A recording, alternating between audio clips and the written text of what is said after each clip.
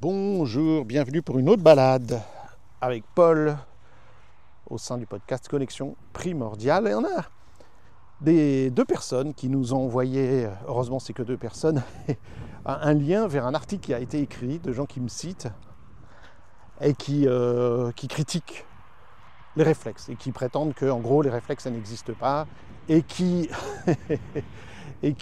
alors les gens qui nous ont envoyé l'email nous ont dit encore quelqu'un qui parle de quelque chose qu'il ne connaît pas. Parce qu'effectivement, quand on a fait ne serait-ce qu'un séminaire sur les réflexes, alors là je dirais que ce soit avec nous en IMP, que ce soit avec Mazgutova ou l'IMPP ou quoi, et qu'on lit l'article, on voit que la personne dit l'inverse de ce que l'on fait. Enfin, c'est-à-dire dit qu'on fait ceci, on fait cela, alors qu'on fait exactement l'inverse de ce qu'il dit.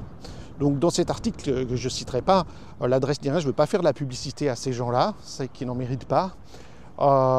Ils disent que les réflexes n'ont rien compris, qu'eux ils ont tout compris, qu'il ne faut pas s'occuper des réflexes et qu'on ne peut pas revenir en arrière à réactiver des trucs de bas niveau, comme si c'était ce qu'on cherchait à faire. Bref.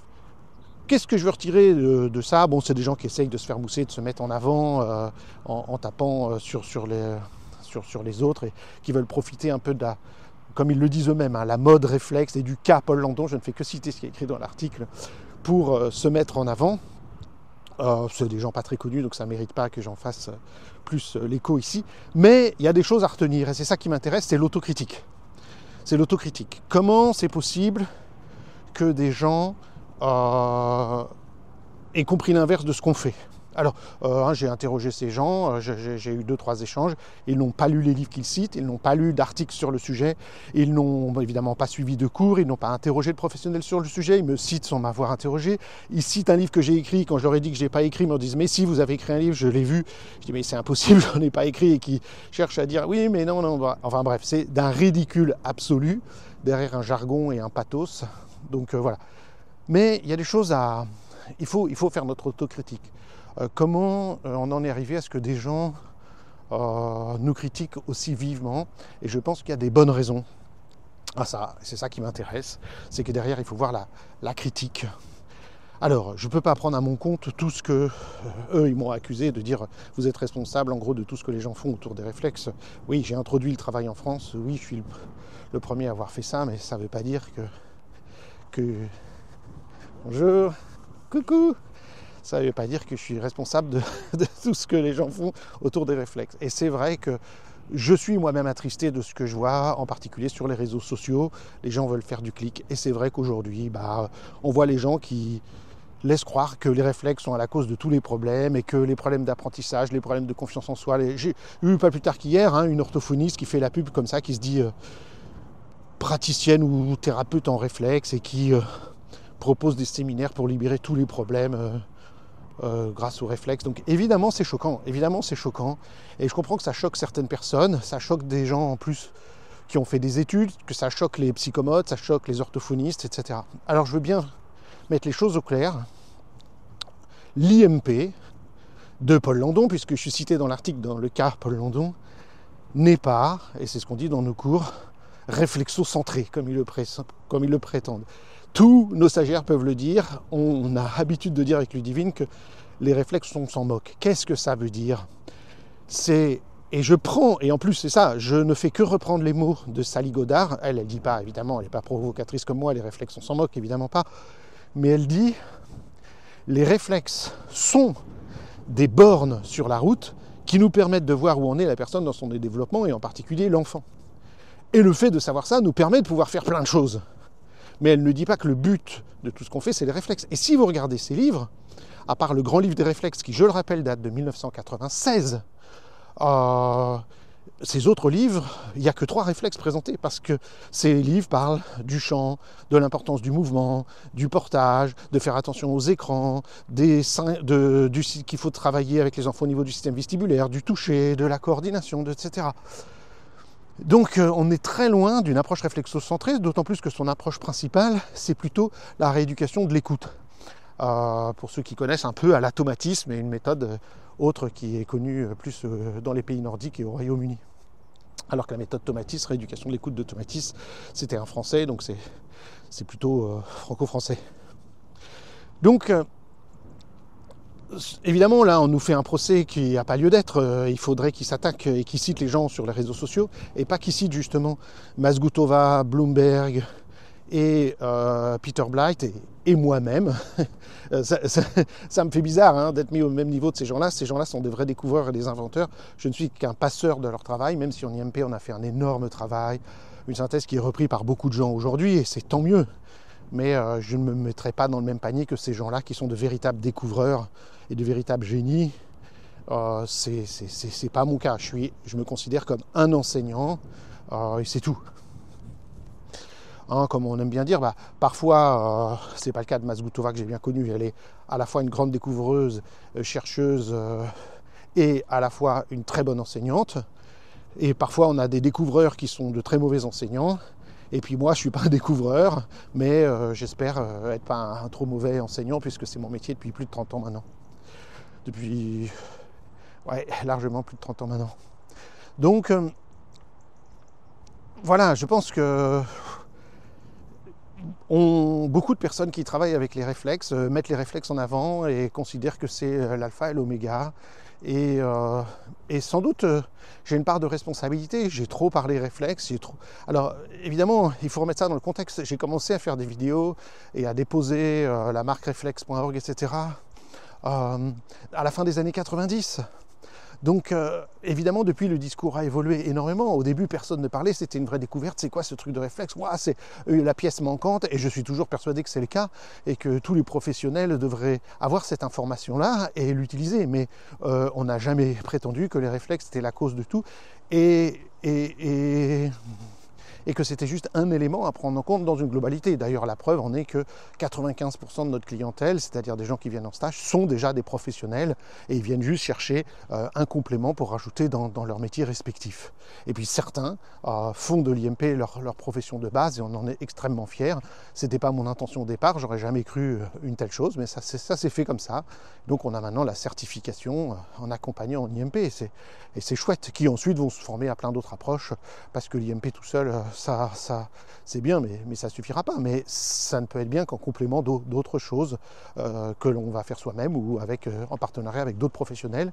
Comme je l'ai dit 1000 fois dans ce podcast, toute ma carrière, je n'ai travaillé qu'en partenariat avec des orthophonistes, des psychomotes, des ergos, des psys, des ostéopathes, énormément, des kinés, etc. Je n'ai fait que ça toute ma carrière. Donc on a des gens qui vont nous mettre dans la bouche des mots qu'on n'a jamais dit, qui ne citent pas, qui mettent des sources abracadabrantes qui n'existent pas. Mais derrière ça, on pourrait dire c'est une honte, ces gens font du mauvais boulot. Je pense qu'il y a eu une provocation, ils se sont sentis provoqués. Bon, là en l'occurrence, ils veulent se mettre en avant et puis ils profitent un peu du fait que tout le monde parle des réflexes pour essayer que les algorithmes, puisqu'ils vont employer le mot réflexe dans leur article et puis de ramener des gens vers eux, mais il faut vraiment qu'on regarde ce qu'on fait. Il faut qu'on prenne nos responsabilités. Oui, on veut être connu sur les réseaux sociaux. Oui, on veut faire de la pub, mais on doit avoir une déontologie. En IMP, et je suis que représentant de ce qui se fait en IMP, on a un code de déontologie très strict. Par exemple, des gens en IMP qui écriraient le genre d'article qu'il a écrit ne pourraient pas continuer à faire de l'IMP, parce que dans notre code de déontologie, ça dit qu'on ne peut pas de ABC, dire du mal, je ne sais pas les mots exacts qu'il y a écrit dedans, mais d'autres professionnels et d'autres collègues. Donc on n'irait pas aller dire du mal d'autres professions, ce n'est pas acceptable, ni nos collègues, ni d'autres professions, puisque c'est clairement dit que l'IMP vient en complément. Et puis, en IMP, on n'a pas le droit de se dire, hein, c'est clair et net, et on le réfute et on le refuse, praticiens en réflexe. Les gens n'ont qu'un seul droit, c'est de dire qu'ils sont accompagnants en intégration motrice primordiale. L'intégration motrice primordiale n'est pas les réflexes archaïques.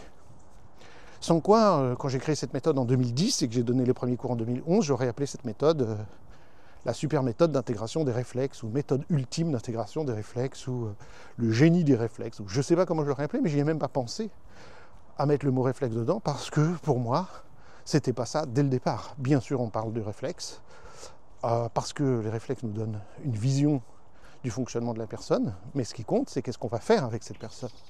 Alors en IMP, on va faire quatre grandes catégories. On va faire du mouvement, on va faire des remodelages, on va faire des automassages, et on va faire des techniques de respiration. Et 4 piliers de ce qu'on fait en IMP. Évidemment, quand je dis la catégorie mouvement, dedans, là, il y a plein de choses. Il y a les bercements, il y a les mobilisations primordiales, il y a des mouvements de brain gym, il y a d'autres mouvements d'intégration, il y a des auto-renforcements, il y a beaucoup de choses. Il y a des choses qui viennent. Vous savez que l'IMP, c'est une synthèse de plein de choses. On travaille avec des experts du monde entier et on cherche à avoir un tout unifié avec une certaine logique. Et donc voilà, donc ce qui compte, c'est pas les réflexes, ce qui compte, c'est ce qu'on va faire avec les gens. Donc voilà, y a des gens qui nous font un procès parce que ils voient que on a un certain succès, et c'est tant mieux. On me considère comme responsable de tout ce que les gens font sur le réflexe parce que je suis le premier et que j'ai introduit les premières formations sur le sujet en France. Donc je suis honoré, je suis honoré, merci de le reconnaître, c'est vrai. Mais quand on écrit un article sur quelque chose, si on ne veut pas se ridiculiser, il faut avoir des sources, il faut citer, il faut ouvrir des guillemets et citer. Si j'ai dit le réflexe est tout, si j'ai dit les réflexes sont la cause de tous les problèmes d'apprentissage, alors il faut qu'on me dise dans quelle vidéo j'aurais dit ça, ou dans quel livre, ou dans quel article, etc. Dans nos dernières vidéos, on est plutôt dans l'idée de dire que ce qui nous importe, à l'instar d'autres professions, je pense aux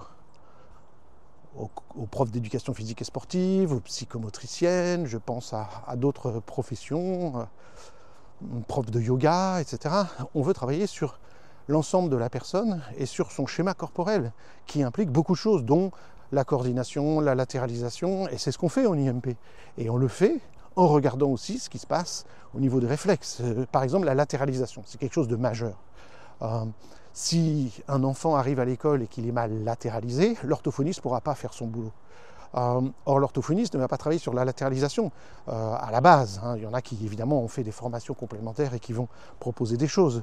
Donc, il va falloir que l'orthophoniste travaille avec des psychomotriciennes, travaille avec des gens qui font du brain gym, travaille avec d'autres professionnels, dont l'intégration motrice primordiale, pour remettre de la latéralisation et qu'elle puisse faire son boulot. Et c'est ce que les orthophonistes me disent. Et c'est pourquoi, dès 1993, oui, dans mon cabinet, j'ai commencé à travailler avec des orthophonistes. C'était les premières personnes avec qui j'ai travaillé, c'était des orthophonistes. Et qui me disaient, on envoyait les gens faire du brain gym. À l'époque, je faisais le brain gym 3-4 séances. Et elle disait, et après, on peut faire notre boulot beaucoup plus sereinement. L'enfant est disponible. On gagne un temps fou à avoir fait 3-4 séances de brain gym, un remodelage de latéralité, des 8 couchés, des 8 de l'alphabet, du crayonnage en miroir, des activités d'allongement, et ce type de choses-là. Donc on ne va pas remplacer l'orthophoniste, on vient en complément. Donc si des gens sur Internet effectivement présentent comme si les réflexes c'est l'alpha et l'oméga et qu'on va soigner tous les problèmes, je comprends que ça fâche des gens.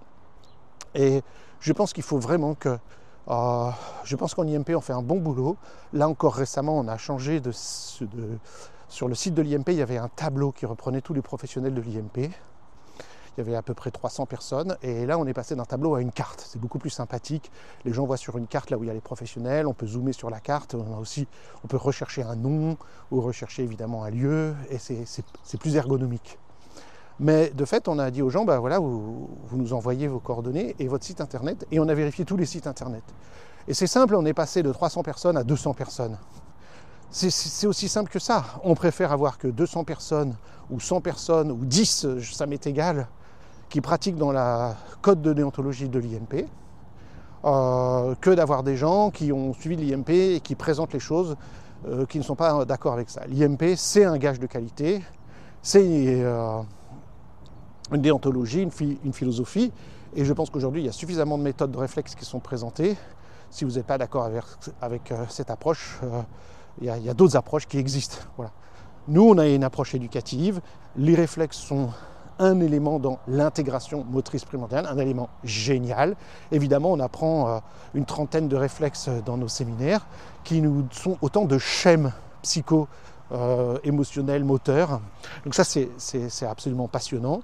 Mais c'est bien plus vaste puisqu'on va travailler sur l'apprentissage, la latéralisation, la détente, la respiration et tout un tas d'autres éléments, j'en passe et des meilleurs. Donc il y aura de plus en plus, ça c'est clair, de gens qui vont critiquer ce qu'on fait. Il y a de plus en plus de gens qui ne sauront pas ce qu'on fait, mais qui auront été heurtés par les propos de certains. Donc je le dis, si vous faites de l'IMP, vous le savez déjà, pas faute de le dire, dans les séminaires, dans les vidéos qu'on fait, dans les newsletters qu'on envoie, etc. Vous connaissez notre philosophie, notre position encore et encore.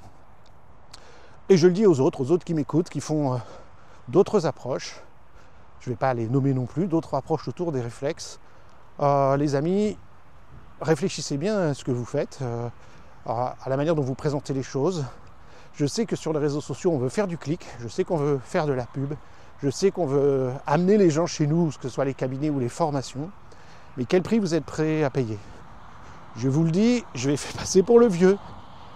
Ça va clasher grave. Pas avec moi, hein, avec des gens qui vont s'en prendre aux gens qui font les réflexes. Et je le dis, ce sera à juste titre. J'ai vécu la même chose, c'est pour ça que je vais passer pour le vieux, dans les années 90, avec le Brain Gym, où des gens suivaient des formations, et j'organisais des stages avec les Denison, et j'ai fait d'autres choses. Je ne suis pas du tout le premier à avoir fait du Brain Gym en France, mais c'est moi qui ai créé l'association Brain Gym France, qui en suis le fondateur, président pendant plus d'une décennie largement, puis j'ai passé la main ensuite parce que l'IMP en 2016 a eu plus de succès que je pensais, et à partir de 2016 j'ai lâché. Et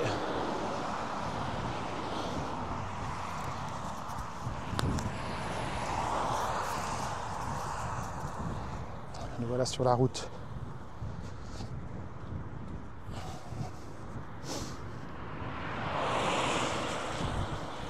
Et à l'époque, il s'est passé exactement la même chose. Et j'ai dit, attention, il va se passer ça et ça et ça et ça. Et il s'est passé exactement ce que j'ai dit. Les gens commençaient à dire, en opposition totale au discours de Paul et Gail Denison, les créateurs de l'éducation kinesthésique et du Brain Gym, que le Brain Gym, ceci, cela, que le Brain Gym soignait les problèmes et les problèmes d'apprentissage et machin et tout. Et bien ça a clashé. À l'époque, la manière d'accuser, c'était facile, c'était de dire c'est une secte. Notez que c'est ce que l'avis du CNPP a fait, hein, c'est qu'ils disent un petit peu ça.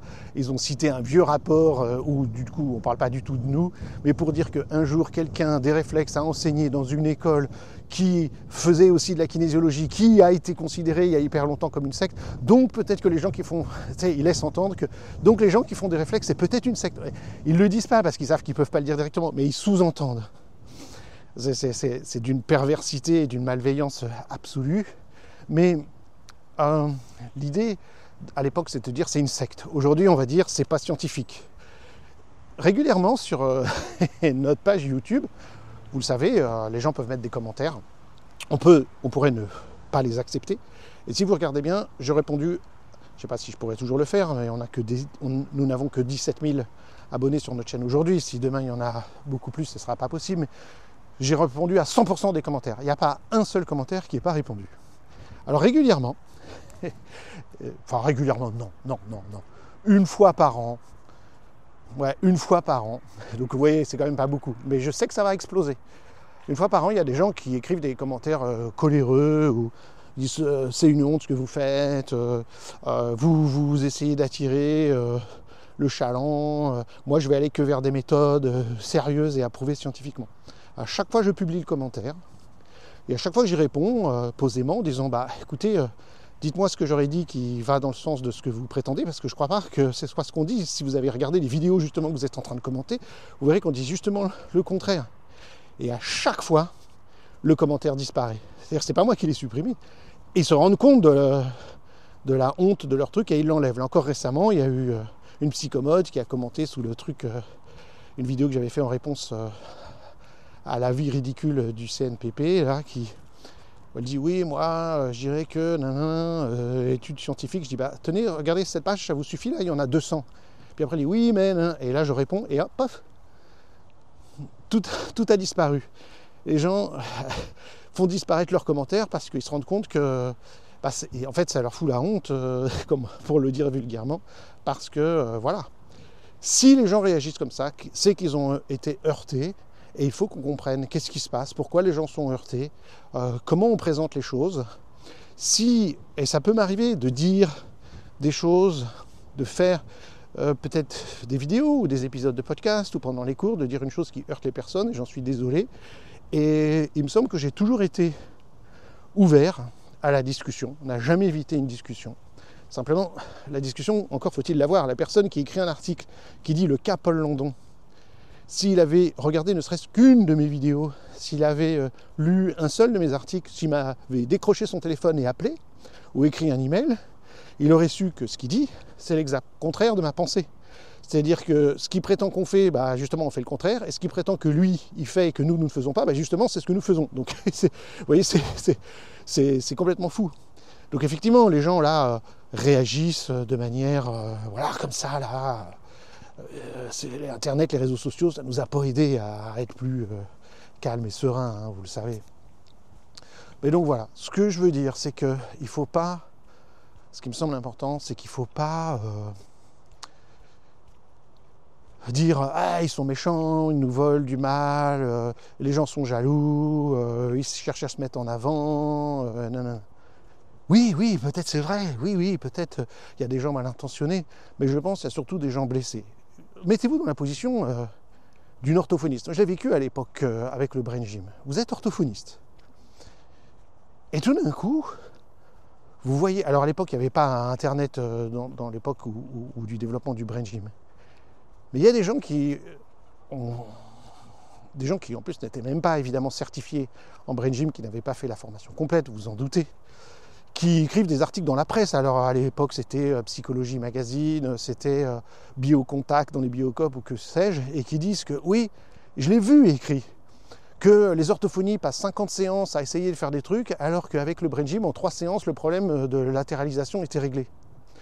Comment voulez-vous que les orthophonistes prennent ça bien? D'abord, c'est du pur mensonge. Je vois pas... les orthophonistes font pas ce qu'ils disent qu'ils font en Brain Gym. Enfin bref, peu importe. Comment voulez-vous que ça soit bien pris?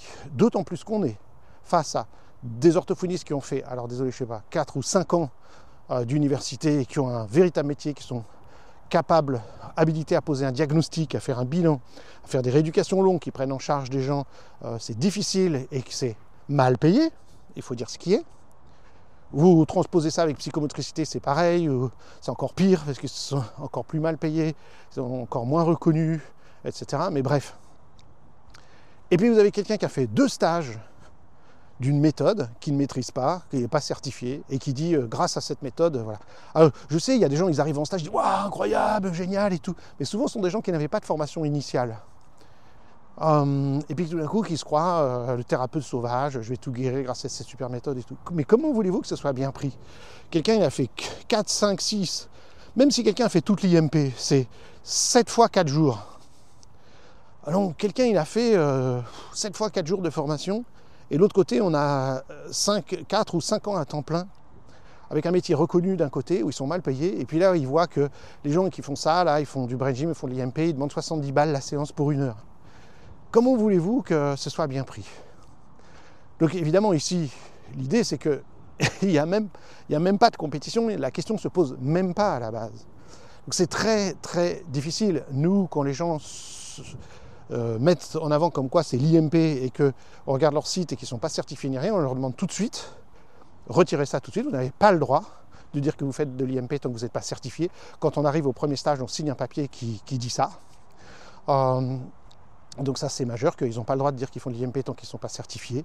Ils ont le droit de dire qu'ils ont suivi des cours, parce que c'est la réalité, on ne peut pas les empêcher, mais ils ne peuvent pas dire qu'ils sont représentatifs de l'IMP. Puis si vous voulez le savoir, c'est pas difficile, il y a une liste officielle. Elle est sur le site reflex.org. Donc on fait des trucs géniaux avec l'IMP, les gens qui sont formés au niveau des réflexes peuvent certainement faire des choses géniales, mais il faut se remettre à sa place. Je pense qu'on peut être professionnel en IMP et ne faire que ça. Je pense que c'est peut-être un peu pompeux, peut-être un peu... Certains vont mal me juger de dire ça, mais il y a des gens qui sont sur la liste de l'IMP et qui ne font que ça, et c'est leur métier principal, c'est l'IMP. Ils ont fait 7 stages de 4 jours, et ça suffit pour pouvoir recevoir des gens qui sont satisfaits. Et c'est génial, et je suis hyper content. C'est un honneur immense. Alors on leur recommande, et c'est même une obligation, de faire de la formation complémentaire. Donc ils sont obligés, tous les 4 ans, de faire des stages d'autre chose. Ils doivent faire au minimum 2 jours d'IMP tous les 4 ans, et au minimum 2 jours d'autre chose. Obligatoirement. Donc, vous voyez, en IMP, on oblige, dans toutes les professions, à de la formation continue, mais on oblige à de la formation continue au sein de l'IMP et en dehors de l'IMP. Donc les gens doivent se former à ce qu'ils veulent, hein. Enfin pas à ce qu'ils veulent, ça peut pas être n'importe quoi. Si dit j'ai fait un stage d'informatique, ça ne sera pas valide, mais je sais pas, de la sophrologie, du brain gym, de la psychologie, j'en sais rien moi. Des tas de choses, la liste est longue. Donc voilà, on a une responsabilité quand on parle de ce qu'on fait. Il y a quelques épisodes, j'ai fait une définition de l'IMP, quelques épisodes, j'ai parlé du schéma corporel, je donne notre point de vue, et je ne peux pas demander à ce que toute personne qui va parler des réflexes ait écouté tout ce qu'on dit, tout ce qu'on fait, et je ne peux pas exiger de tous les gens qui veulent critiquer ce qu'ils voient sur les réflexes d'aller voir ce qu'on fait nous. On n'est pas le centre du monde. Je suis très content d'avoir mis en place en France un terrain qui a fait que les réflexes soient développés. Et je veux dire quelque chose, certains vont encore peut-être dire que... Bon, je ne fais pas trop de critiques, hein, je ne vais pas m'en plaindre, j'ai pas de critiques, je me fais peut-être mousser, mais la France est le pays au monde où on parle le plus des réflexes. C'est franco-français. Vous ne verrez pas ça aux États-Unis, vous ne verrez pas ça en Angleterre, vous ne verrez pas ça en Allemagne ou dans d'autres pays. La France est le pays où les approches réflexes ont trouvé le meilleur terrain. Est-ce que parce que le terrain avait été préparé par, je ne sais pas, le brain gym ou d'autres choses et qui fait que les gens sont réceptifs à ça? Est-ce que... je ne peux pas vous dire, est-ce que j'ai ma part de responsabilité là-dedans? Est-ce que le fait d'avoir édité, traduit le livre, le grand livre des réflexes de Sally Godard y est pour quelque chose? Je ne pense pas forcément, parce que certaines de ces ressources sont à disposition dans d'autres pays. Mais il faut dire que dans les autres pays, on ne trouve qu'à la base des approches de leurs créateurs. On a l'approche Mazgutova aux États-Unis, on a l'approche IMPP en Angleterre, on a l'approche RMT, bon, il est décédé maintenant, mais c'était en Suède. Et c'est vrai que j'ai un peu cassé les codes en enseignant une synthèse de tout ça. Je suis le premier à l'avoir fait au monde, à avoir combiné tout cela avec le brain gym, avec d'autres choses. Et ça a rendu disponible au très grand public tout ça. Et puis on a créé... le premier site sur le sujet, et puis la chaîne YouTube, etc. Donc voilà. Mais on a fait une proposition, nous. Et il se trouve que les Français ont bien réagi à cette proposition. Les choses se sont développées, et puis nos anciens élèves ont créé leurs propres écoles, et puis différentes approches réflexes. Et puis là-dessus, c'est créé une première vague, où on avait accès encore aux créateurs de ces différentes méthodes. Et puis maintenant, une deuxième vague, où ce sont les élèves d'élèves qui créent leurs trucs, etc. Donc voilà. Je ne suis pas en train de dire que j'ai la seule et meilleure et unique compréhension des choses. Je suis en train de dire que des gens se disent praticiens en réflexe, je trouve ça choquant et je ne comprends pas comment c'est possible et comment une telle chose peut exister. Que je sache, je ne me suis jamais présenté comme tel et je n'ai jamais prétendu faire ça, moi. Et j'ai appelé ça intégration motrice primordiale, dans lequel il y a beaucoup de choses et dont les réflexes sont quand même, on ne va pas ne pas le dire, la colonne vertébrale de notre travail, bien entendu, puisque l'ensemble de la motricité se base sur la motricité réflexe et que c'est quelque chose qui était complètement méconnu, qui méritait d'être connu. Aujourd'hui, c'est plus connu et j'en suis hyper content, mais c'est vrai que des gens abusent de la situation, quoi, en faisant des choses, les réflexes, l'alpha et l'oméga, c'est un élément. Simplement, il n'a pas été pris en compte avant, donc maintenant il est pris en compte, mais il faut qu'il soit digéré dans le reste de ce qu'on fait, dans la psychomotricité, dans l'orthophonie, dans la kinésithérapie, dans la psychologie. Il faut qu'il soit digéré, il faut qu'il soit là. Et l'IMP propose une digestion, un plat qui prend cet élément en compte, mais qui ne dit pas que cet élément fait tout, bien entendu. Donc voilà. Aucune envie de créer une polémique de quoi que ce soit. En revanche, je suis toujours ouvert à la discussion, au partage, à la différence. Il faut pas hésiter. Dites-nous là ce qui nous intéresse véritablement. J'en ai parlé avec Ludivine, j'en ai parlé avec Cyril Gindre de Volodalen, avec qui on collabore maintenant. Enfin, ça fait plusieurs années, mais plus étroitement depuis 1 an maintenant.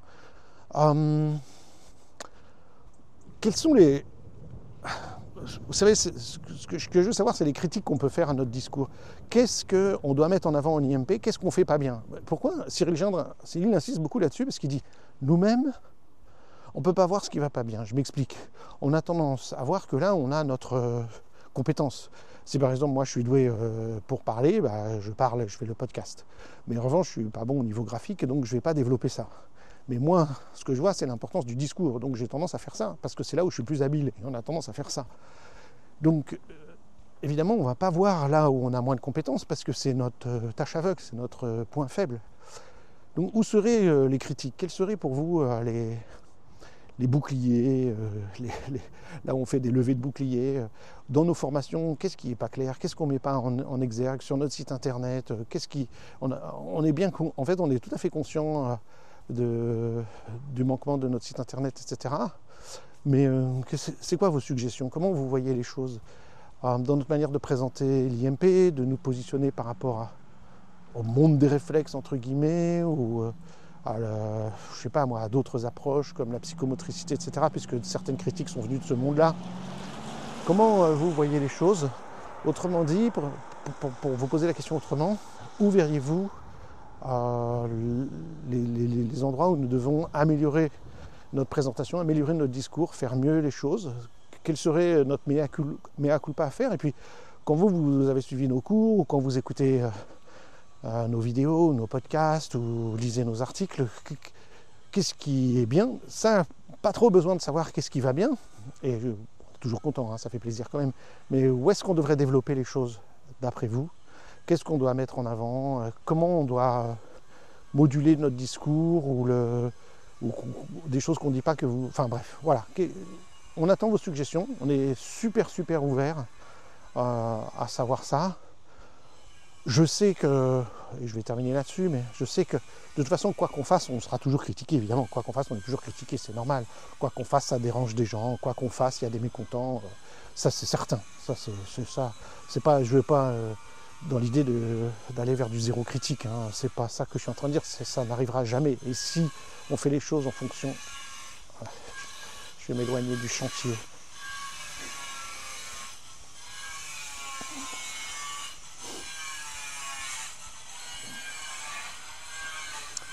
Petite pause musicale.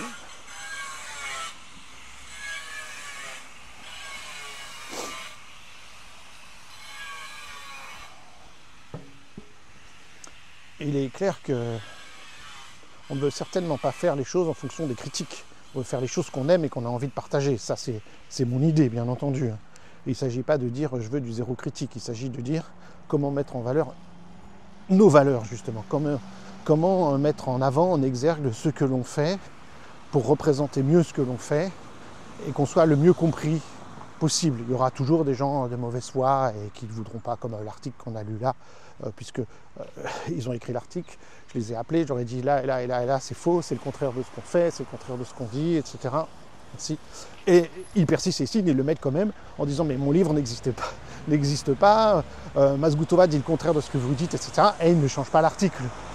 Donc là, on sait très bien qu'on est face à des gens qui ne sont pas bien intentionnés et pas de bonne foi. Donc ça arrivera toujours et ça ne sert à rien de se taper la tête contre un mur, ce sera toujours le mur qui gagne. Il n'y a pas pire sourd que celui qui ne veut pas entendre. Mais néanmoins, je suppose que les gens qui m'écoutent sont des gens qui ont principalement fait de l'IMP, suivi des stages d'IMP ou regardé les vidéos ou reçu des séances d'IMP ou quoi que ce soit. J'attends vos retours. Et je suis très content que vous m'ayez écouté jusque-là. Mais je sais qu'il va y avoir de plus en plus de levées de boucliers, de critiques de la part de certaines personnes. Parce que les réseaux sociaux...